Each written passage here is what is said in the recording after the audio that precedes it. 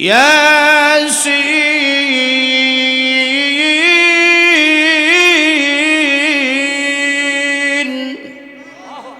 ওয়াল কুরআনিল হাকীম।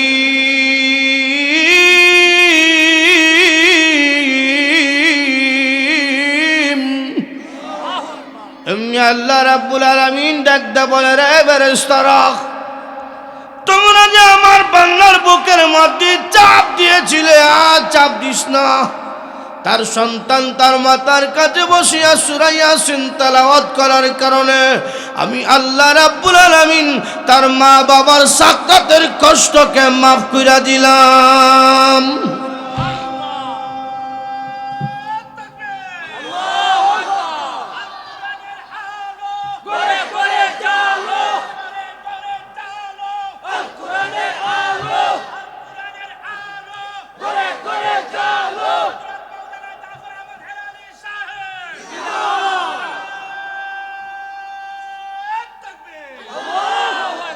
তাহলে নিজের ছেলেকে নিজের মেয়েকে কোরআন শিক্ষা দেওয়ার কারণে মৃত্যুর সময় আমার কাজে আইছে।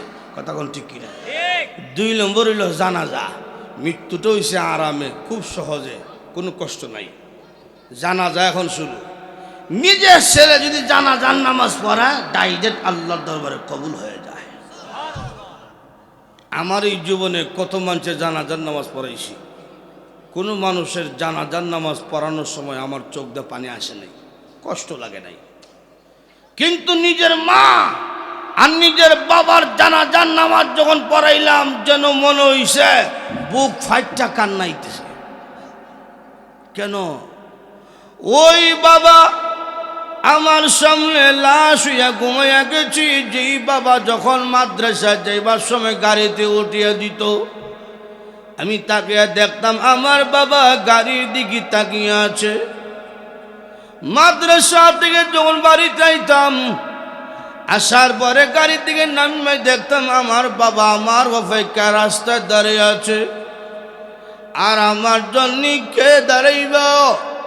এই যে একটা বুক বড় কষ্ট লইয়া সন্তান জানাজার নামাজ পড়ে, সন্তান যখন বুক বড় কষ্ট লইয়া জানাজার নামাজ পড়ায়, চোখের পানি নাকের আগায় পৌঁছার আগে আগে আল্লাহ রাব্বুল আলামিন ডাকদা বলেন, রে ফেরেশতারা, তোমরা সাক্ষী থাকো, তার সন্তান তার জানাজার নামাজ পড়াইতাছি, চোখের পানি নাকের আগায় পৌঁছার আগে আগে আমি আল্লাহ রাব্বুল আলামিন তার মা বাবার কবরে আযাবকে মাফ করে দিলাম। আমাদেরকে কথা বলার শক্তি দিয়েছেন কে? জবান দিয়েছেন কে? শরীরের সমস্ত শক্তি উজাড় করে উচ্চ কণ্ঠে আবারও সকলে বলি আলহামদুলিল্লাহ।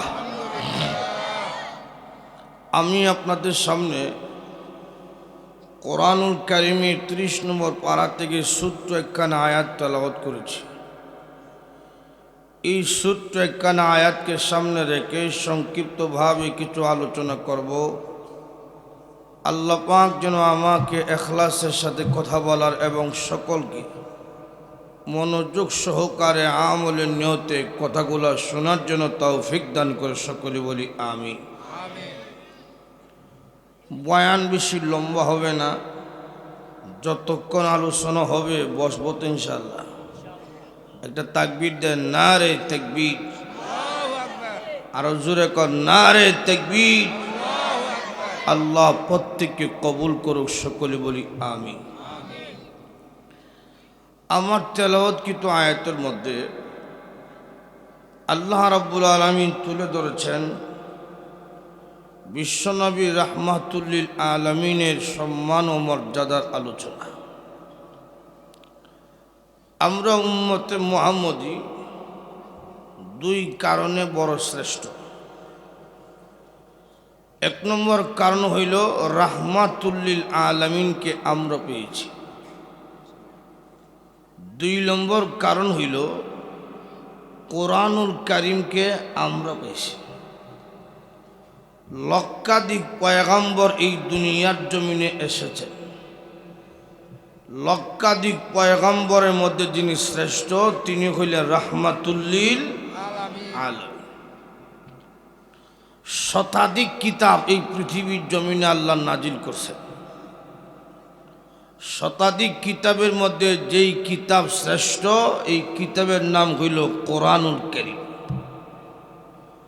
নবী পাইছি বড়, কিতাবও পাইছি বড়। এই জন্যে এই উম্মত যদিও বয়স কম, সেজদা কম, অন্যান্য নবীর উম্মতের চাইতে উম্মতে মুহাম্মদের সম্মান মর্যাদা কোটি কোটি গুণ বেশি। যেরকম সুবহানাল্লাহ। এখন আসুন, আমার নবী রাহমাতুল্লিল আলামিন কেমন দামি নবী। শ্রেষ্ঠ নবীর উম্মত হতে পেরেছি যদি শ্রেষ্ঠ নবীর সাথে আমাদের সম্পর্ক থাকে, তবেই আমরা উম্মত শ্রেষ্ঠ। কথা কোন ঠিক কিনা? আর সম্পর্ক যদি না থাকে তাহলে মানুষ হওয়া, মানুষ যে হইলাম এর মধ্যে কোনো ফায়দা নাই। নবীর সাথে, কুরআনের সাথে যদি আমাদের সম্পর্ক থাকে তবেই আমার জীবন কামিয়াব। কথা কোন ঠিক কিনা? আমাদের নবী কেমন নবী? সেই নবীজির অঙ্গ প্রত্যঙ্গ দিয়া মহান আল্লাহ কুরআনের আয়াত বানিয়েছেন। যেরকম সুবহানাল্লাহ। লা তাজআল ইয়াদাকা, এই আয়াতের নবীজির হাত মুবারককে কুরআনের আয়াত আল্লাহ বানিয়েছেন। লা তামুদ্দান্না আইনাইকা, এই আয়াতের নবীজির চক্ষু মুবারককে কুরআনের আয়াত বানিয়েছেন। লা তুহাররিক বিহি লিসানাকা, এই আয়াতের মধ্যে নবীজির জবান মুবারককে কুরআনের আয়াত বানিয়েছেন।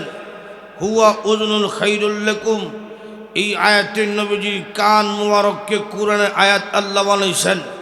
আলাম নাশরাহ লাকা সাদরাকা, এই আয়াতের মধ্যে নবীজির সিনা মুবারককে কুরআনের আয়াত বানিয়েছেন।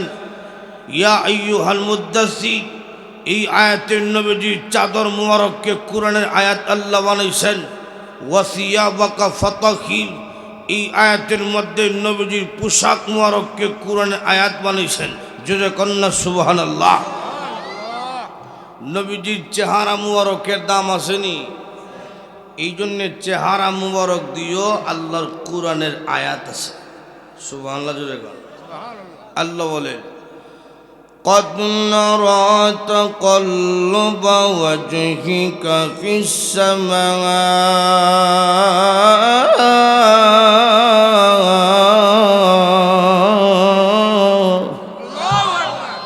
হে নবী, আপনি যখন আকাশের দিকে বারবার তাকান, আমি আল্লাহ আপনার চেহারা মুবারকের দিকে ভালোবাসার নজরে তাকাই। জোরে কোন সুবহানাল্লাহ। আমাদের নবী আল্লাহর বন্ধু, অন্যান্য নবী রাসূলও আল্লাহর বন্ধু। বন্ধু বন্ধুর মধ্যে পার্থক্য আসেনি? যেমন আপনার দুই বন্ধু, এক বন্ধুরে পাইছেন বাজারে, খাইয়ার জ্বরে দুইরা কইলেন দোস্ত তোমারে কুস্তাছি কিন্তু পাই না, আজকে যেহেতু পাইছি বছর শ্বাস চলে বইয়া চা খাইয়া খাইয়া একটু সময় কথা কই। এইটুইল এক বন্ধু, এটা চা খাওয়াই না বন্ধু। আরেক বন্ধুর একদিন পাইছেন, অনেক দিন ধরে কুস্তাছে, পাওয়া মাত্রই গলা আমাদের জড়ায় ধরছে, দোস্ত তোমারে কুস্তাছে কিন্তু পাই না, আজকে আমার বাড়িতে চলো। বেটা আইতে রাজি না, জোর কইরা দুইটা লুইছে। গরু আছে দেশি মুরগা, জবা কইরা দিছে, বেগম সামনে পালা কইরা রান্না বান্না কইরা দিছে। দুনো দোস্ত মিল্লা খাইছে। এক বন্ধুরে খাওয়াইলো চা, আরেক বন্ধুরে খাওয়াইলো মুরগা। কোনটার সাথে সম্পর্ক বালা? একটু জনগণ, চা না মুরগাটা?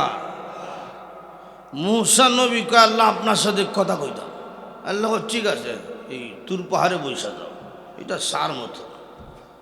আর আমাদের নবীর বেলায় বোঝা যায় যেন মহান আল্লাহ রাব্বুল আলামিন তার কুদরতে হাতটা ধরিয়া বন্ধুকে তার রবের কাছে নিছে। আল্লাহ কুরআনে বলেন, সুবহানাল্লাযী আসরা বিআবদিহি লাইলা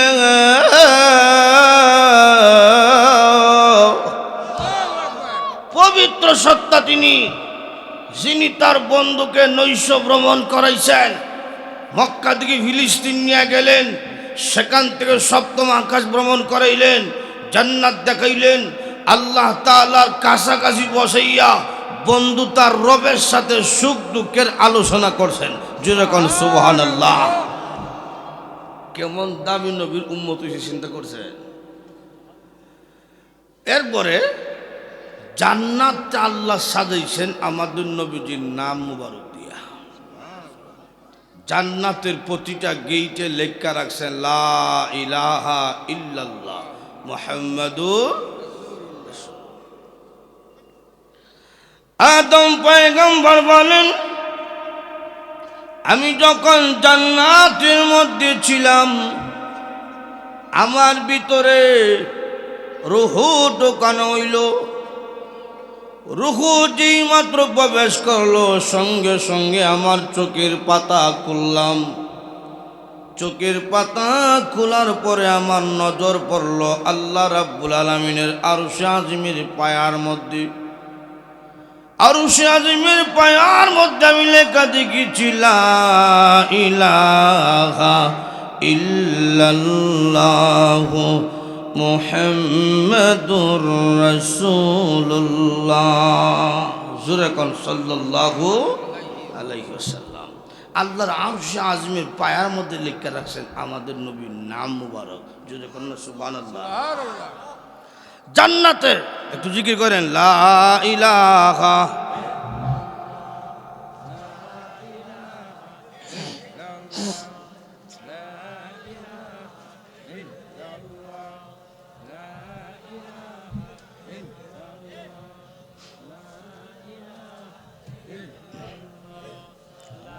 ইয়া আল্লাহ।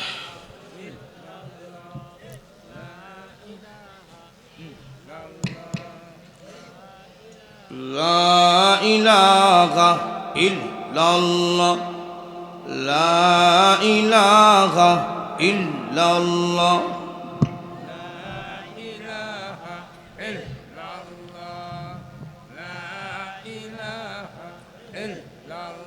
লা ইলাহা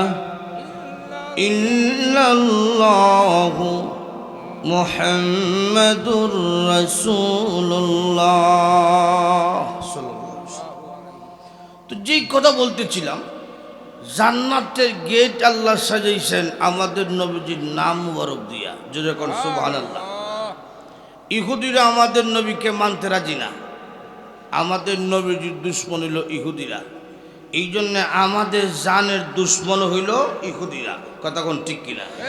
সুতরাং ইহুদি খ্রিস্টানের সাথে কোনো মুসলমানের ভালোবাসার সম্পর্ক হতে পারে না। আমার নবী বিরোধী। একদিন ইহুদিদের বয়ান হইতেছে, ওয়াজ। আল্লাহ এলহাম কইরা পাঠাইছেন বাইজিদ বুস্তামি রহমতুল্লাহ আলাইকে, তুমি যাও ইহুদির বয়ান শুনে আসো। যেই মাত্র ইহুদির বয়ান শোনার জন্য বাইজিদ বুস্তামি রহমতুল্লাহ আলাই বইছেন, সঙ্গে সঙ্গে ইহুদি আলেমের জবান বন্ধ হয়ে গেছে। তো সুতারা কয়, আপনি কথা বলেন না কেন? ইহুদি আলেম কইল, ইশারা ইঙ্গিতে কয়, আমার তো মন চায় কথা বলতে, কিন্তু জবানটা তো আইতেছে না। কারণ কি? আমার মনে হয় মুসলমান কোনো আলেম আমার সামনে বইছে, তার প্রভাবে আমার জীবন, আমার জবান বন্ধ হয়ে গেছে। তাহলে মুসলমান আলেমকে দেখাইয়া দিন, শ্বাস করে দিব। সাবধান, মুসলমান আলেমকে কষ্ট দিবি না, বেজ্জত করবি না, অপমান করবে না। ওই যে পাগড়িওয়ালা, ওনাকে আমার সামনে নিয়ে আয়। সামনে নিয়ে যাও। হইল, জিজ্ঞেস করলো, আপনার নাম কি? আমার নাম বাইজিদ। প্রসিদ্ধ একটা নাম। আপনি এই জায়গায় আইছেন কেন? এই জায়গায় আসার কারণ হইল আপনার বয়ান শোনার জন্য আইছি। আপনি তো বয়ান শুনতে আইছেন না, আইছেন আমার বয়ান বন্ধ করার জন্য। তো ঠিক আছে, আপনার লাগাল যেহেতু পাইছি, কয়েকটা প্রশ্নের জবাব দিন। ইহুদি আলেমের উদ্দেশ্য হইল মুসলমান আলেমকে এমন প্রশ্ন করব জবাব দিতে পারত না। আর জবাব দিতে না পারলে আমাদের লোক সমাগমে লজ্জিত হবে, অপমানিত হবে। কাউকে শরম দেওয়ার জন্যে, আটকানোর জন্যে প্রশ্ন করা হারাম, জানার জন্যে প্রশ্ন করা বিশাল সওয়াবের কাজ। আমরা সমাজও কিছু মানুষ আছে মসজিদের ইমাম সাহেবকে প্রশ্ন করে আটকাবার জন্যে, এমন কিছু পাবলিক আসেনি। ও ইমাম সাহেব, ফেরাউনের নানির নাম কিতা? নিজের নানির নামেরও খবর না, এসে ফেরাউনের নানির নাম জানত। এটি হলো শরম দেওয়ার জন্যে। কথা কোন ঠিক কিনা? এ ভাইজি কি হইল?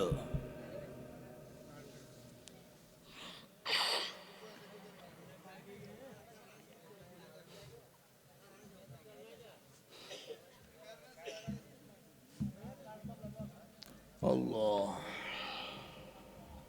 আল্লাহ,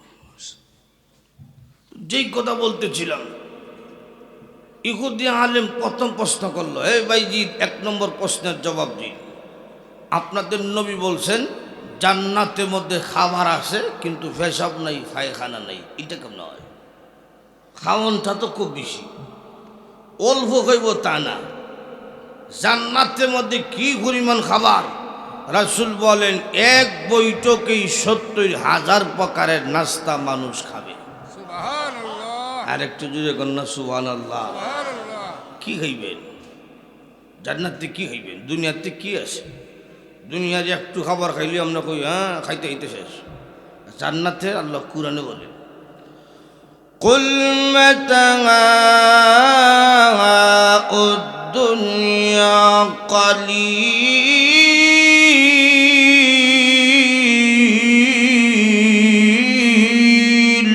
আল্লাহু আকবার। দুনিয়া কি আছে ওই কথা আল্লাহ কয়, দুনিয়ার আরাম আয়েশ ভোগ বিলাস এমপিত্ব মন্ত্রিত্ব রাজত্ব যা দেখো সব হইল কালিল, কিছু সময়, কিছু। কথা কোন ঠিক কিনা? আর আখিরাত, ওয়াল আখিরাতু খায়রু ওয়া আবকা।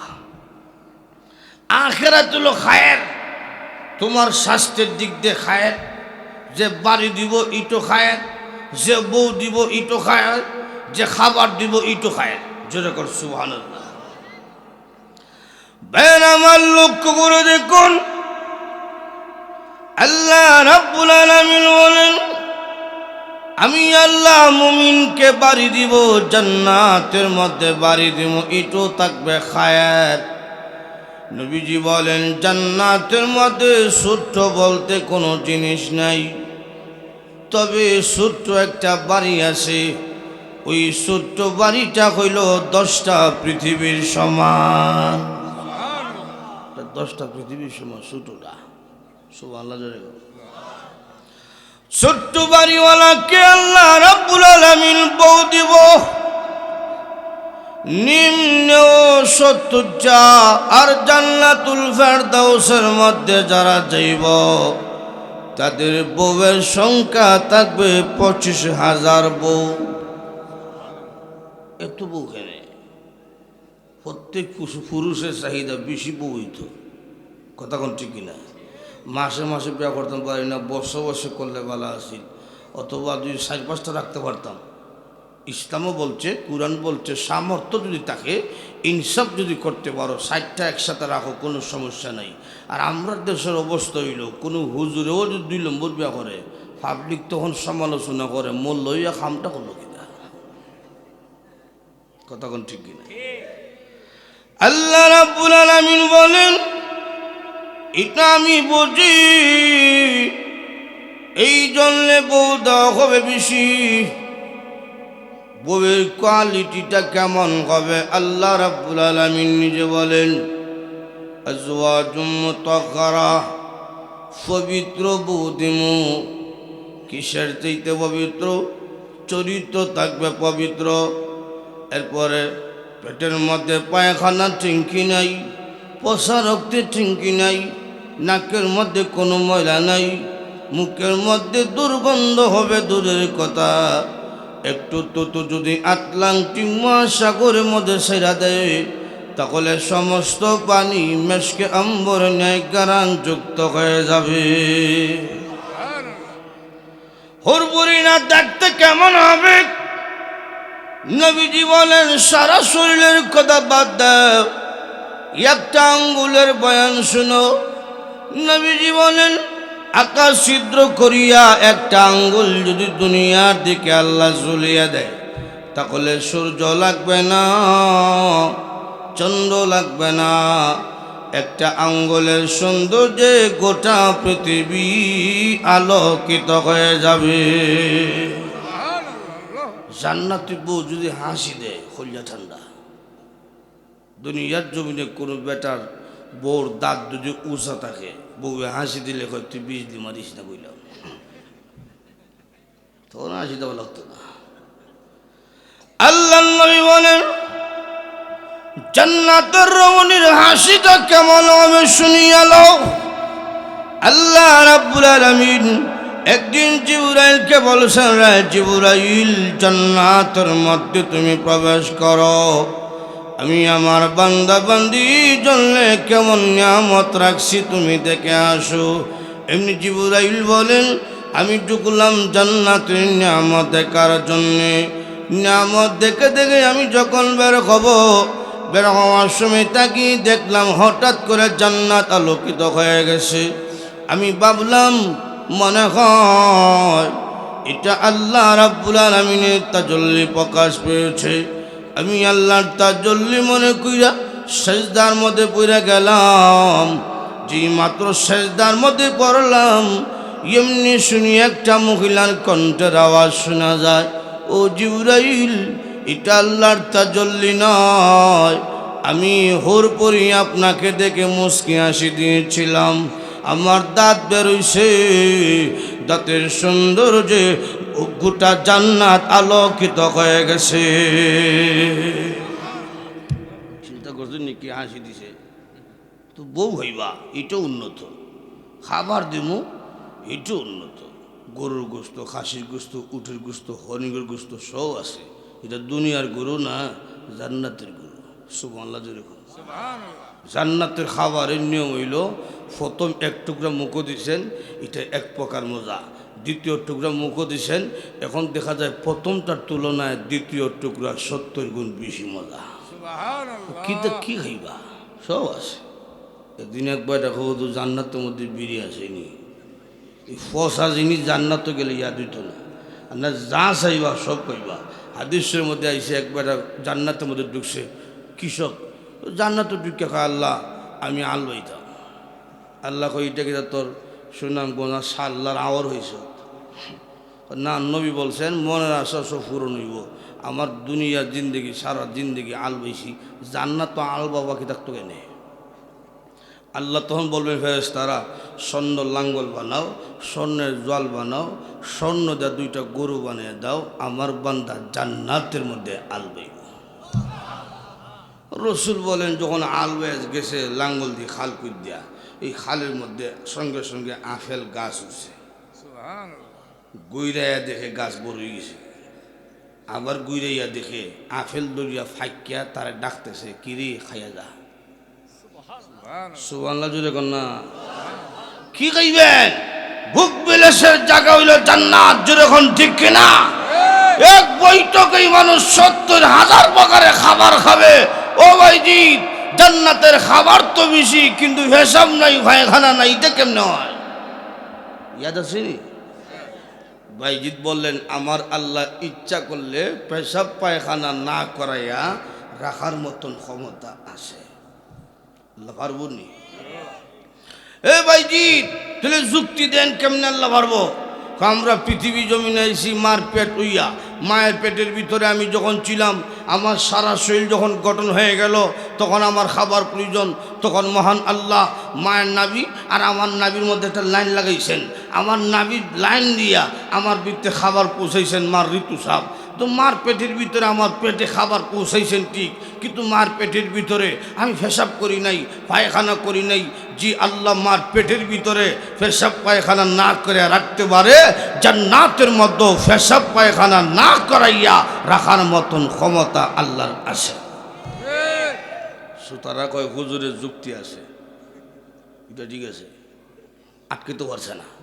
2 নম্বর প্রশ্নের জবাব দিন। আপনাদের নবী বলছেন জান্নাতের মধ্যে একটা গাছ আছে, বৃক্ষ গাছ একটা, কিন্তু ডাল পাতা প্রত্যেকের বাড়িতে থাকবে, এটা কেমন হয়? বাইজিৎ বললেন আমার আল্লাহ ইচ্ছা করলে ইটু পারে। কেমনে পারবো? দুনিয়া আলোকিত করার জন্য আকাশের মধ্যে মাত্র একটা সূর্য উদয় করে। কথা কোন ঠিক না? সূর্য যখন উদয় হয় শুধু আপনাদের কিশোরগঞ্জ সাল্লা এলাকার মধ্যে আলোকিত হয়, সিলেট যায় না, বললেখা যায় না, ময়মনসিংহ যায় না। যেই মহান আল্লাহ একটা সূর্য উদয় করে প্রত্যেকের ঘরে ঘরে আলো পৌঁছাইতে পারে, সেই আল্লাহ জান্নাতের মধ্যে একটা গাছের ডাল পাতা প্রত্যেকের ঘরে ঘরে পৌঁছাইবার মতন ক্ষমতা আমার আল্লাহরও আছে। সুতরাং জবাবের মধ্যে যুক্তি আছে। 3 নম্বর প্রশ্ন, আপনাদের নবী বলছেন জান্নাতের খাবারের মজা কোনোদিন কমতো না, বরং যত সময় যাইব জান্নাতের মজা বাড়বে। সুবহানাল্লাহ জুড়ে কোন। দুনিয়ার জমিনে এমন কোনো খাবার নাই, এমন কোনো জিনিস নাই যে মজা বাড়ে, শুধু মজা কমে, এটা দুনিয়ার নিয়ম। কথা কোন ঠিক কিনা? বাইজিৎ বললেন আমার আল্লাহ ইচ্ছা করলে ইটু হারে। কেমনে পারবে? যুক্তি দাও। যুক্তি হইল আমাদের কোরআনের মধ্যে একটা ছোট্ট সূরা আছে, সূরাতুল ফাতিহা। এই সূরাতুল ফাতিহার মধ্যে আমার আল্লাহ এত মজা লাগিয়ে দিছে, গোটা বিশ্বের সব ইমাম সাহেবরা নামাজের দ্বারাইয়েই প্রথম তেলাওয়াত করে সূরাতুল ফাতিহা। আলহামদুলিল্লাহ সূরা প্রথম তেলাওয়াত করে, প্রত্যেক দিন তেলাওয়াত করে। সবসময় মুসল্লিরা এই তেলাওয়াত শুনতে শুনতে বিরক্ত হইয়া কইল না, ও ইমাম সাহেব প্রত্যেক দিন এই সূরা শুনতে শুনতে আর ভালো লাগে না, একটু বদলাইয়া পড়ে। কইছে নি? কইছে? কয় না কেন? মজা আছে। কথা কোন ঠিক কিনা? দুনিয়ার জমিনে এমন কোনো গান হইবেন না যে মজা কমছে না। এক সময় শুনলাম হাটে ঘাটে দোকান ফাটো গান শোনা যায়, বন্ধু আমার বাড়ির সামনে দেয়া বউলিয়া হাঁটতে যায়, বুকটা আমার হাঁটতে যায়, খুব জমছিল। এখন মজা আসেনি। এরপরে শুনলাম চাইলাম যারে ভাইলাম না তারে, এরপরে শুনলাম প্রতিরাধি জায়গা থেকে তোমারা যায়, এরপরে শুনি দোকান ফাটো সব জায়গায় শোনা যায় কল্যা বৃত্তে গাইতে থাকবো তোরে ও বন্ধুরে, এরপরে শুনি মধু হই হই বিষ খাওয়াই না। মজা কিন্তু নাই। গত বছর গেছে খাসা বাদাম, এই বছর গেছে কালা কালা সাদা সাদা। মজা কিন্তু তাকে না, কমে যায়। কথা কোন ঠিক কিনা? কিন্তু আল্লাহর কোরআন ১৫০০ বছর আগে নাজিল হয়েছিল, আজও কোরআনের মজা কমে নাই, কিয়ামত পর্যন্ত কোরআনের মজা কমবে না। যেরকম ঠিক কিনা? কোরআনের মজা কমে না। কোরআনের মজা আসেনি। আলহামদুলিল্লাহি রাব্বিল আলামিন।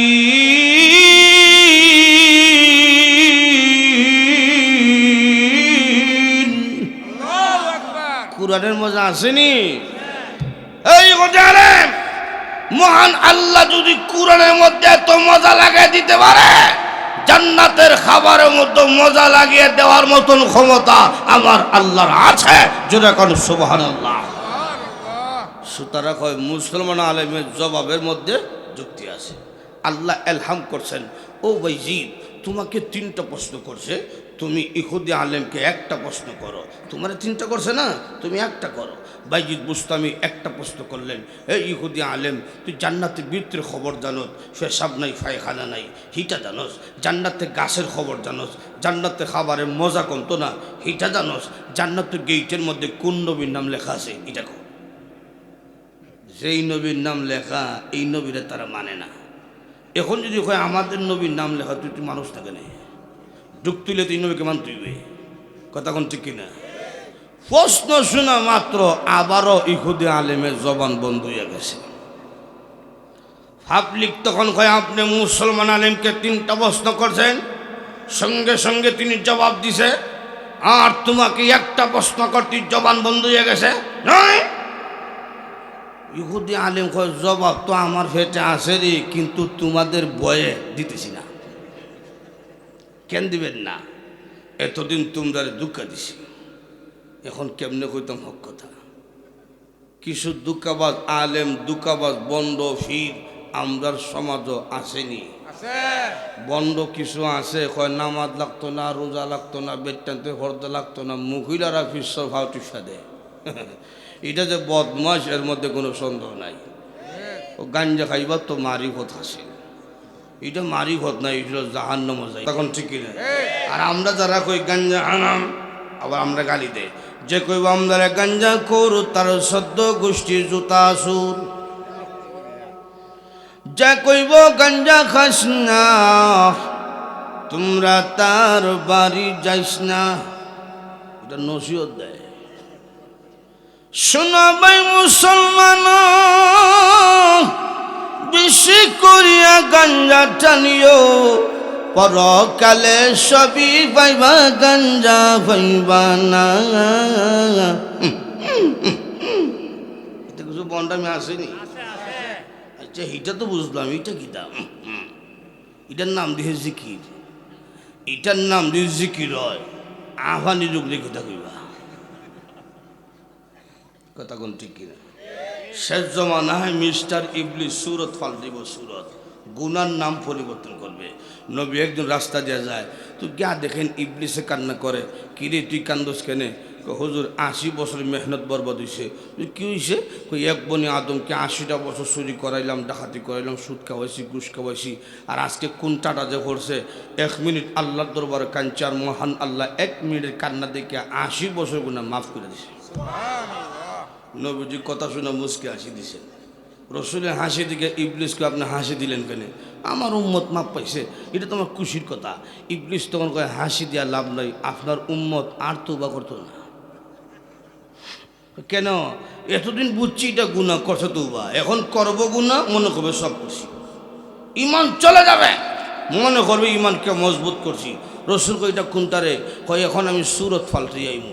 সুরত ফাল্টাইয়া আইয়ার নাম দিছে গোলাম আহমদ কাদিয়ানি, সুরত ফাল্টাইয়া আইয়ার নাম দিছে দেওয়ানবাগি। একটু জোরে এখন ঠিক কিনা? আপনার উম্মতের দেহাইম একটা দরাইমার একটা। ছোটো সময় আমরা খেলতাম, আমার এই আঙুলটা দর খেলছেন না? দর তো গেছে দিলেছি ইটা। ইবলিসে কয় তোমরা দরাই দেখাইম, এইটা দরাইম, এইটা দেখাইছে পবিত্র উরুস মুবারক। ব্যানারে লেখা গিদা পবিত্র আবার মুবারক, আর ভিতরে গিয়া দেখে গাঞ্জা ধরেছে। কথা কোন ঠিক কিনা? দেখাইছে পবিত্র, দরাইছে না হক। কথা কোন ঠিক কিনা? এরা হইল দুকাবাস, এরা হইল ভণ্ড। কথা কোন ঠিক কিনা? ইহুদে আলেম কয় এতদিন দুকা দিছি, এখন হক বলবো কেবলে, তোমরা ডরে বলতেছি না।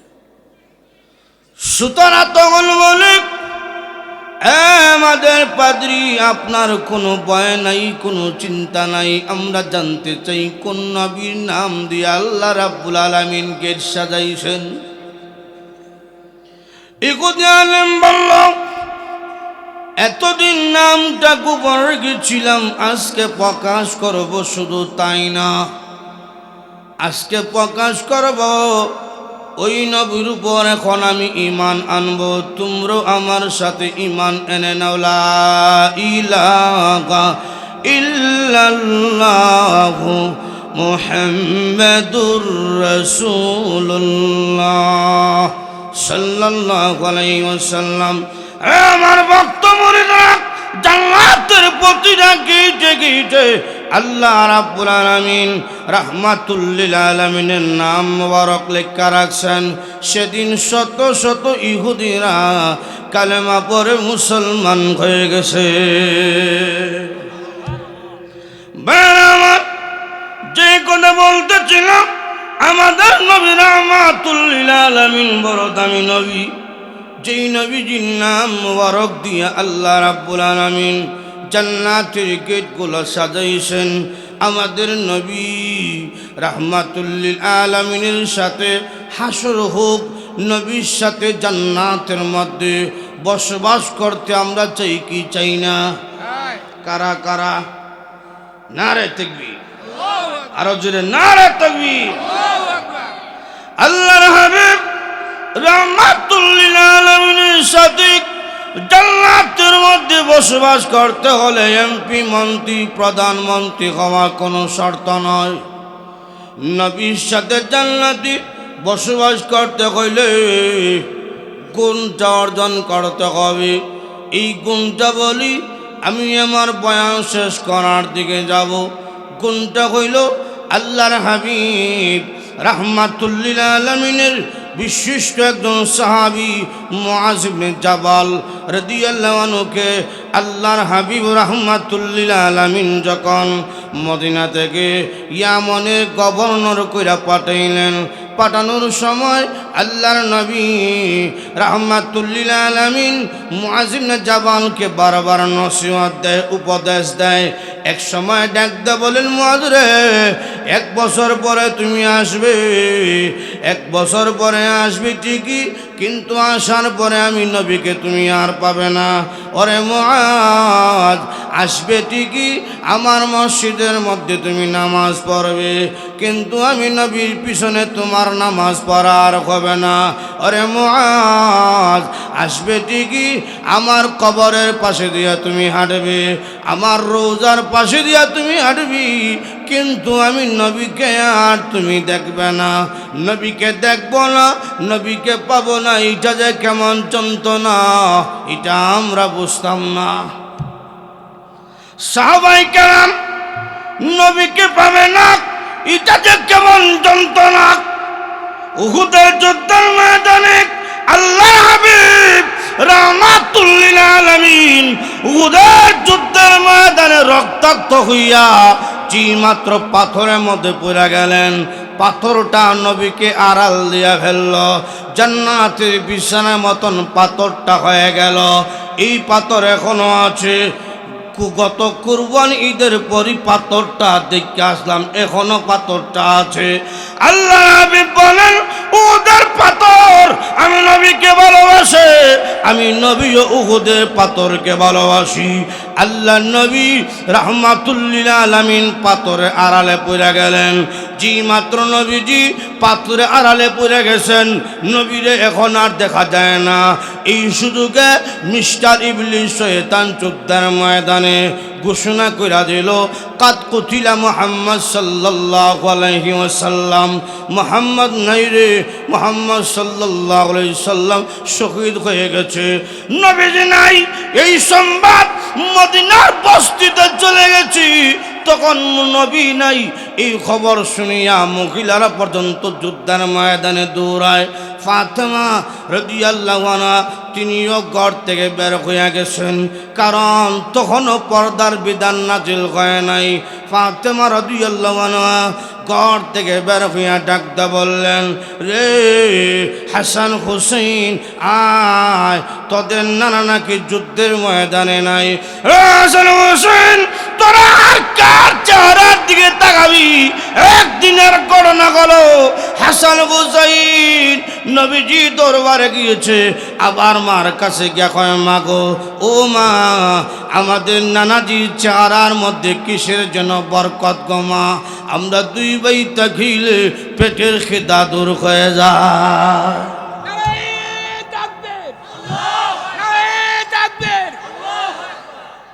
হযরত ফাতেমা রাদিয়াল্লাহু আনহা ডাক দিয়ে বলে, হাসান হুসাইন,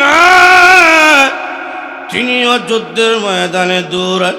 আরেকজন আনসারী মহিলা, তিনিও শুনছেন নবী নাই, ফাকুল্লি বেশে আওলা বেশে মহিলা পর্যন্ত দূর শুরু করা দিল। একজন সাহাবী ডাক দিয়ে বলেন, মহিলা গো, কোথায় দৌড়াও? উহুদের যুদ্ধের ময়দানে আমি যাই, শুনছি আমার নবী নাই, এই জন্য আমি যাই। এমনি এক সাহাবী বলেন, মহিলা গিয়া লাভ নাই, তোমার বাবা যে যুদ্ধের ময়দানে এসেছিলেন তিনি শাহাদত বরণ করেছে। মহিলা থামে না, মহিলারও পাগল নেবেছে দৌড়ায়। আর একজন ডাকদা বলেন, এই মহিলা কোথায় যাও? যুদ্ধের ময়দানে যাই।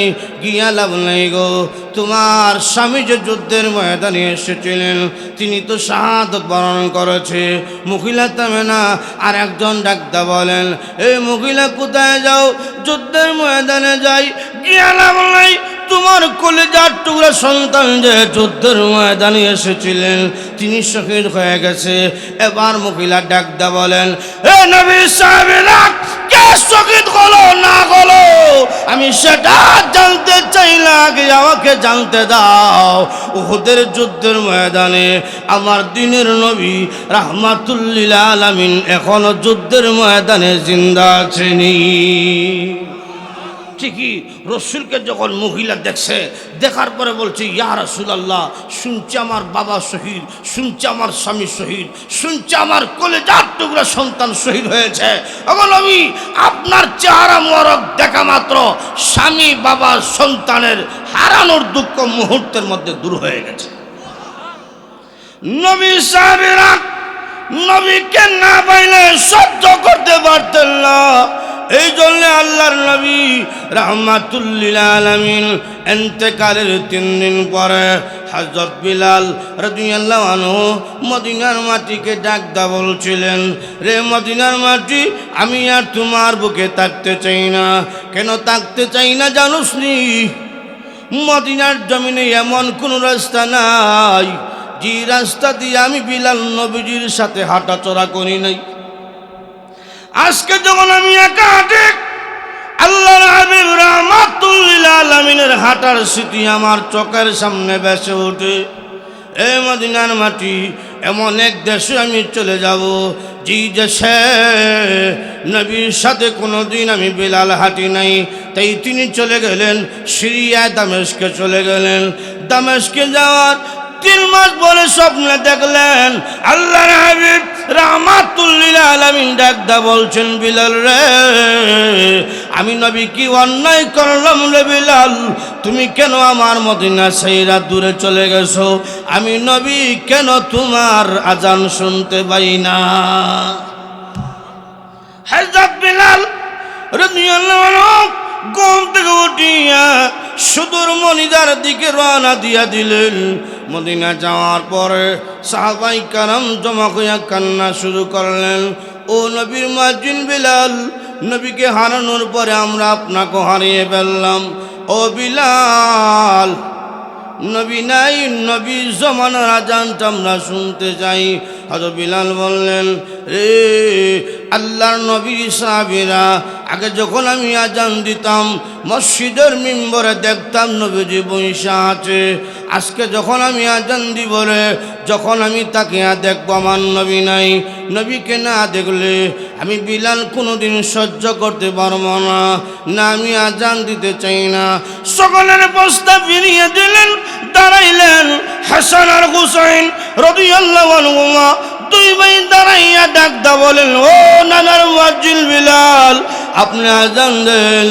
আমরা 2 ভাই দেখেছি, আপনি যখন আজান দিতেন আমাদের নানাজি মসজিদে আসতেন নামাজ পড়াবার জন্য।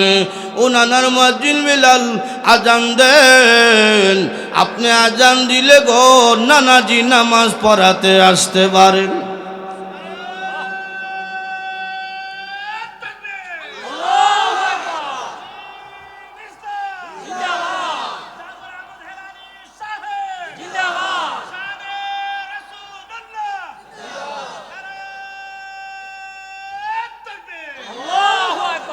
হযরত বিলাল বললেন, নবী সাহাবীরা, তোমাদের প্রস্তাব ফিরিয়ে দিয়েছি, পারলাম না রে নবীর 2 নাতির প্রস্তাব ফিরিয়ে দিতে। এর কারণ হলো আমার জীবনে দেখেছি হাসান আর হুসাইন রাদিয়াল্লাহু আনহুমা যদি নবীর কাছে কোনো প্রস্তাব দিত, আল্লাহর নবীও কোনোদিন তাদের প্রস্তাব ফিরিয়ে দিতেন না। তিনি শুরু করলেন আজান দেওয়া। আশহাদু আন্না মুহাম্মাদার রাসূলুল্লাহ বলার সঙ্গে সঙ্গে যখন সামনের দিকে তাকাইছেন, আমার নবী তো নাই। নাই দেখা মাত্র অজ্ঞান হইয়া মাটির মধ্যে পুরা গেলেন। এরপর তিনি চলে গেলেন মদিনা থেকে। নবীকে দেখব না, এটা সাহাবায়ে কেরাম সহ্য করতে পারতেন না। রসুল যখন বলছেন, হে মুআয ইবনে জাবাল, 1 বছর পরে তুমি আসবে, কিন্তু আসার পরে আমি কার পাবে না, আমাকে আর দেখবে না। এই কথাটা শোনা মাত্র মুআয ইবনে জাবাল কান্না শুরু করছেন। তখন নবীজি সান্ত্বনা দেওয়া বলছেন, হে মুআয ইবনে জাবাল, দেখতে দেখা যায় তুমি খুব দূরে থাকবে। মদিনা আর ইয়ামন 1000 মাইল দূরের জায়গা, দেখতে দেখা যায় অনেক দূরে, আমাকে আর পাবে না। কিন্তু তোমার মধ্যে যদি একটা গুণ থাকে তাহলে থাকবে তুমি জান্নাতের মধ্যে আমার কাছে। তখন মুআয ইবনে জাবাল বলছেন, ইয়া রাসূলুল্লাহ, গুণটার নাম বলেন, আমি গুণটা অর্জন করতে চাই। তখন বিশ্বনবী রাহমাতুল লিল আলামিন বললেন, এই গুণটার নাম হইল তাকওয়া। সুবহানাল্লাহ জোরে কোন। এই গুণটার নাম কি? তাকওয়া যদি থাকে, হও তুমি ইয়ামনি, হও তুমি মিশরি, হও তুমি পাকিস্তানি, হও তুমি ভারতী, হও তুমি বাঙালি, যে কোনো দেশের হও, যে কোনো শ্রেণীর হও, জান্নাতের মধ্যে নবীর কাছে বসবাস করতে পারবা। তাকওয়া হাসিল হয় দুই জিনিসের মাধ্যমে, একটা হলো নবীর সুন্নাত আর একটা হলো কোরআন। এই দুই জিনিস যার কাছে আসে তাকওয়া তার কাছে আসে, তাকওয়া যার কাছে আসে জান্নাতের নবীর কাছে বসবাস করবে। তিনটা সুন্নতের কথা বলবো, সুন্নত যদি আমল করতে পারেন তাকওয়া অর্জন হব, আর তাকওয়া যদি অর্জন করতে পারেন নবীর সাথে বসবাস করতে পারবেন। তিনটা সুন্নত। এক নম্বর সুন্নতের নাম হলো মিসওয়াক। সুবহানাল্লাহ, জুড়ে কোন মিসওয়াক ব্যবহার করবো ইনশাআল্লাহ, জুড়ে কোন ইনশাআল্লাহ। নবীজির পছন্দের একটা আমলের নাম হলো মিসওয়াক। দুই নম্বর সুন্নতের নাম হইল দাড়ি রাখবো তো ইনশাআল্লাহ। যুবকরা কয় হুজুর এখনো বুড়ো হইছি না, আগে বুড়ো হইয়া লই। রাখলে জোয়ান থাকতে রাখেন, আপনার যে বুড়ো হইতে পারবেন কোনো গ্যারেন্টি আছে? দুই নম্বর হইল হুজুর এখনো বিয়া করছি না, আগে বিয়া কইরা লই। দাড়ি থাকলে দুই বউ মিলতো না, আমরা হুজুররা বউ হইলাম নইলে, কথা কোন ঠিক না? বিয়ার আগে রাখেন, নেককার বউ হইবা, নেককার বউ। যখন কোনো বেপর্দা মহিলা দেখবো মূল্য আমার কাছে হারা, তো বেপর্দাটা আপনার গ্রহণ করতো না, নেককারটা গ্রহণ করব। আর নেককার বউ যখন হইবা জান্নাতে যাওয়ার আগে দুনিয়ার জমিনে থাকতেই জান্নাতের কিছুটা শান্তি হইবা। আর বদকার কোনো বউ, বেপর্দাটা দাজ্জাল মার্কা কোনো বউ দুই হয়ে এলায় কোনো বেটায় জাহান্নামও যাইবার আগে দুনিয়া থেকে জাহান্নামের শাস্তি শুরু। কথা কোন ঠিক কিনা? দাড়ি রাখবেন। একমাত্র একটা সুন্নত আছে, দাড়ির যত বয়স হয় ব্যক্তিরও তত সম্মান বাড়তে থাকে। কালা দাড়ি হইলে এক সম্মান, সাদা দাড়ি হইলে ডাবল সম্মান। সুবহানাল্লাহ, জোরে কোন। সাদা দাড়ি লইয়া আল্লাহর দরবারে কেউ যদি দোয়া করে, সাদা দাড়িওয়ালার দরখাস্ত আল্লাহ কবুল না করলে আল্লাহর শরম লাগিয়া যায়। একটু জোরে কোন। ইয়াহইয়া ইবনে আকসাম রহমতুল্লাহ আলাইহি বড় আলেম ছিলেন, বড় বুজুর্গ ছিলেন, কিন্তু না দাড়ি সাদা হইছে না, বয়স খুব বেশি, দাড়ি সাদা হইছে না। উনার ছেলেরাও কইল, এই ছেলেরা আমি যদি মারা যাই আমার দাড়ি সাদা না হয়, তোমরা আমার দাড়িকে সাদা করে কবর দিবা। আব্বু কেন? পাবলিক দেখছি সাদারে কালা করে, আপনি কালাকে সাদা করবেন কেন? যখন ফেরেশতা দেখবো সাদা দাড়ি আমারও সম্মান দেওয়া ঘোষণা করবো। আর আল্লাহও দেখবো বুড়া মানুষ দুর্বলটা, ধমক দিস না, যা মাফ করে দিলাম। চিকি বেটা ইন্তেকাল করছে, ছেলেরা কালা দাড়িটা সাদা কইরা ঢুকাই দিছে কবর। ফেরেশতা আইছে উনকার নাকি আইয়া দিছে প্রশ্ন, মাররা বোকা। দমক শুনা ইয়াহইয়া ইবনে আকসাম কয়, ফেরেশতা দমক দিল কিটা? অন্ধকার গর্ত মনে হয় সাদা দাড়ি দেখছে না। দেখি দ্বিতীয়বার কিটা করে। ফেরেশতা আবার কয়, মাররা বোকা। উনি কয়, চিল্লাইতে তাকে জবাব দিতাম না, সাদা কইরা কিন্তু ঢুকছে। ফেরেশতা কয়, আল্লাহ কই পাঠাইছেন? বেটা তো হাওয়া কয় না, নাও কয় না, একটা তো কইটা। আল্লাহ তখন বললেন, তোমরা আইসা বড় আমার বান্দার সাথে আমি আল্লাহ নিজে কথা বলতেছি। আল্লাহ এখন ডাক কয়, এ বুড়া, ফেরেশতারা প্রশ্ন করল জবাব দিলেন কেন? আল্লাহর দমক শুনে এখন উনি কথা কয়, আল্লাহ জমিনের উপরে হাদিস শরীফের মধ্যে যা পাইছিলাম জমিনের নিচে হাদিসে কোনো মিলই হয়েছি না। কি পাইছিলে? হাদিসে পাইলাম সম্মান বাড়বো সাদা দাড়ি হইলে। ফেরেশতা দমক দিল, আপনার দমক দিতেছেন কই? হাদিসে তো কোনো মিলই নেই। আল্লাহ তখন বললেন, আমার নবী বলছিলেন ঠিক, আমার নবী ব্যক্তিগত কোনো কথাই কয় না। আমি কইছি জিবরাইলকে, জিবরাইলে গিয়া কইছি আমার নবীকে, আমার নবী বলছিলেন ঠিক, কিন্তু তুই তো 2 নম্বর বুড়া, তোর সাদা হইছে না, তুই নিজে করছ। আল্লাহ দাড়িটা আমার নবীর সুন্নত, আর সাদা যে দাড়ি এটা তোমার পছন্দ, আমি তোমার পছন্দ তালাশ করছি। আল্লাহ তখন কয়, যে বান্দা বান্দি আমার পছন্দ তালাশ করে এমন গোলাম বান্দা বান্দি কবরে আজাব দিতে পারি না। এইবারে আইসাবর কবরকে জান্নাতের বাগান বানিয়ে দিলাম। কয়েক মাস পরে এক বড় আলেম, ওনার এক বন্ধু স্বপ্নে দেখছে। স্বপ্ন দেখে প্রশ্ন করলো, ও ইয়াহইয়া ইবনে আকসাম, আপনি যে কালা দাড়িরে সাদা করে কবর গেছিলেন, বাঁচতে পারছেন নি না কিছুটা হয়েছে? কিছুটা? উনি জবাব দেয়, আটকা গেছিলাম বেটা, ফেস কাটিয়ে ছুটে গেছি। সুবহানাল্লাহ, জোরে কর। এই জন্য দাড়ি রাখবো তো ইনশাআল্লাহ। তিন নম্বর সুন্নত সালামের উপর আমল করব। সালাম স্বামী স্ত্রীকে দিবে, স্ত্রী স্বামীকে দিবে, বাবা ছেলেকে দিবে, ছেলে বাবাকে দিবে, মসজিদের ইমাম সাহেব মুসল্লিকে দিবে, মুসল্লি ইমাম সাহেবকে সালাম দিবে। যখন সালামের উপর আমল পাবলিক করব তখন গড়ের সমাজে সব জায়গায় শান্তির ব্যবস্থা আল্লাহ করে দেবে। সালাম তৈল আসসালামু আলাইকুম ওয়া রাহমাতুল্লাহি ওয়া বারাকাতুহু। সংক্ষিপ্ত সালাম হইল আসসালামু আলাইকুম, আর আমরার দেশে সালাম হইল আসসালামু আলাইকুম। এটা কোনো সালামই না, কথা কোন ঠিক কিনা? আর বেকটান্তের একটা সালাম আছে, নতুন বিয়া হইছে তো পরের দিন জানি না আপনাদের এলাকা আছে কিনা, এটা আমরা এলাকা বা আছে। নতুন বিয়া হইলে বিয়ার পরের দিন বাড়ির বুড়া বুড়ি মহিলা এসে দেখতো, তখন শাশুড়ি কইতেছে এ বেটি তোমার শাশুড়ি, এ বেটি তোমার ময়ূরী, এ বেটি তোমার হুহুরি, ফাওয়া দুইরা সালাম দাও। নতুন বউয়ে গেছে শাশি শ্বশুরিরে সালাম দিত, শাশি ওরই ভাও এক জায়গায়, নতুন বউয়ে খাবলায় আরেক জায়গায়, মাটির মধ্যে খাবলায়। তখন শাশি শ্বশুরি মাথার মধ্যে হাত দেখো বাচ্চাটা হোক, ও বাচ্চাটা হোক, বেটিকিটা মাটি খাইয়া বাচ্চা থাকতো। এটাও কোনো সালাম না, সালাম হইল আসসালামু আলাইকুম, কথা কোন ঠিক কিনা? আমল করব তো সুন্নতের আমল শুনলাম। 2 নম্বর হইল কোরআনের সাথে সম্পর্ক করতে হবে। 2 নম্বর কি? কোরআনের সাথে। রসুলের হাতি রসুলের সুন্নত পাইলাম, এখন কোরআনের সাথে সম্পর্ক করতে হবে। আপনাদের ইগজারি হওয়া মাদ্রাসায় কোরআনও শিক্ষা দেওয়া হয়, নবীর সুন্নতও শিক্ষা দেওয়া হয়, কথা কোন ঠিক কিনা? কোরআনের সাথে যখন সম্পর্ক থাকে তাকওয়া অর্জন হবে, আর তাকওয়া যদি অর্জন করতে পারি জান্নাতের মধ্যে নবীর কাছে বসবাস করতে পারবো। নিজের ছেলেকে হাফেজ বানান, আলেম বানান, দুনিয়া তো ফায়দা হবে, পরকালও ফায়দা হবে। তানবী রহমতুল্লাহ আলাইহি দৃষ্টান্ত দিয়েছেন এইভাবে দৃষ্টান্ত দিয়েছেন। এক বেটা 60টা ছেলে, একটা ডাক্তার বানাইছে, একটা ইঞ্জিনিয়ার, একটা ব্যারিস্টার, আর একটা দিছে এই মাদ্রাসা তুই হাফিজ হব।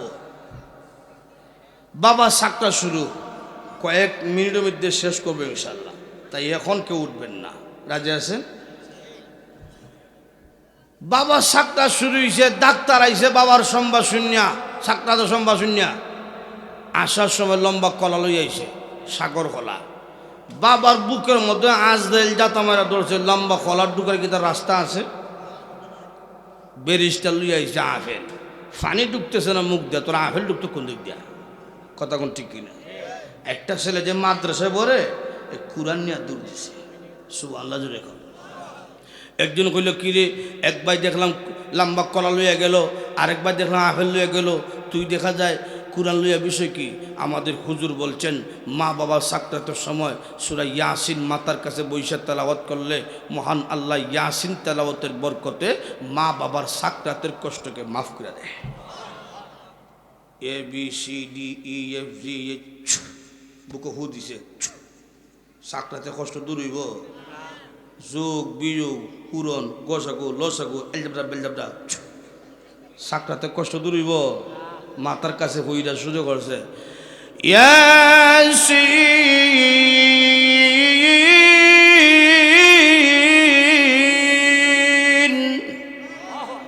ওয়াল কুরআনিল হাকীম।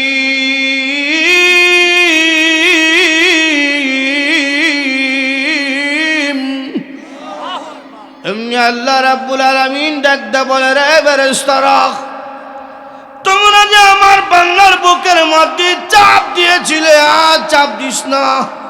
তার সন্তান তার মাতার কাছে বসিয়া সূরা ইয়াসিন তেলাওয়াত করার কারণে আমি আল্লাহ রাব্বুল আলামিন তার মা বাবার সাকরাতের কষ্টকে মাফ করে দিলাম।